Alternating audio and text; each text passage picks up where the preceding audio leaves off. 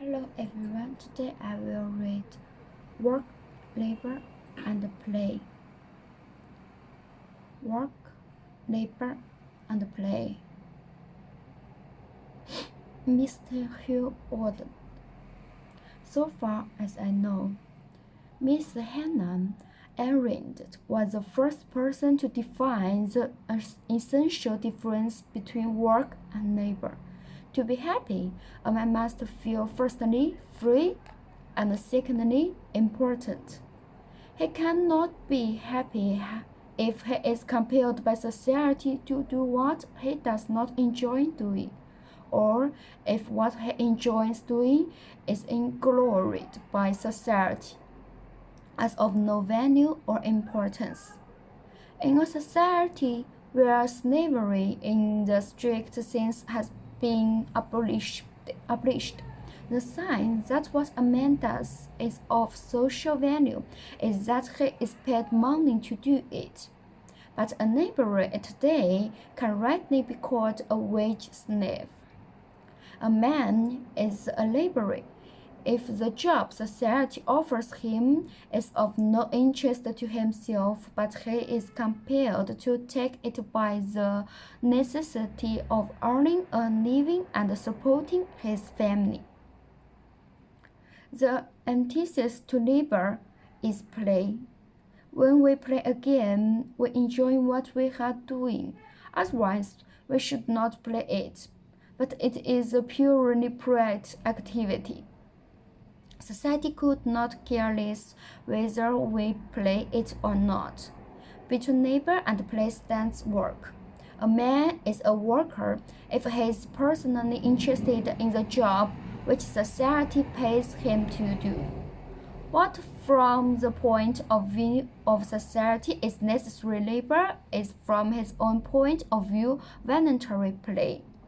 Whether a job is to be classified as labor or work depends not on the job itself but on the tastes of the individual who undertakes it.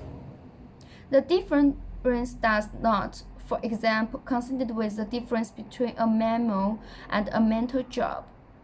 A gardener or a carpenter may be a worker, a bank clerk a laborer. Which a man is can be seen from his attitude towards leisure. To a worker, leisure means simply the hours he needs to relax and rest in order to work efficiently. He is therefore more likely to take too little leisure than too much. Workers die of heart attack and forget their wife's birthdays. To the laborer, on the other hand, leisure means freedom from compulsion, so that it is in nature for him to imagine that the few hours he has to spend laboring, and the more hours he is free to play, the better. What percentage of the population in a modern technological society are, like myself, in the fortunate position of being workers? At a guess, as I would say 16%, and I do not think that figure is likely to get bigger in the future. Technology and the division of labor have done two things. By eliminating in many fields and the need of special strengths of skill, they have made a very large number of paid occupations which formerly were enjoyable work into boring labor, and by increasing productivity they have reduced the number of necessary laboring hours. It is already possible to imagine a society in which the majority of the population, that is to say, its laborers, will have almost as much leisure as in earlier times was enjoyed by the aristocracy. When one recalls how aristocracies in the past actually behaved, the prospect is not cheerful. Indeed, the problem of dealing Dealing with boredom may be even more difficult for such a future mass society than it was for aristocracies. The latter, for example, rejuvenated their time. There was a season to shoot growth, a season to spend in town.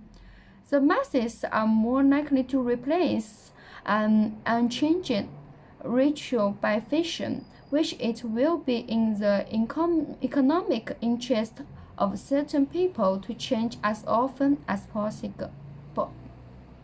Again, the masses cannot go in for hunting, for very soon there would be no animals left to hunt. For other aristocratic amusements like gambling, dueling, and warfare, it may be only too easy to find inconvenience in dangerous driving, drug taking, and senseless acts of violence. Workers seldom commit acts of violence because they can put their aggression into their work, be it physical like the work of a smith, or mental like a work of a scientist or an artist. The role of aggression in mental work is aptly expressed by the phrase getting one's teeth into a problem. That's all. Thank you for listening. Goodbye.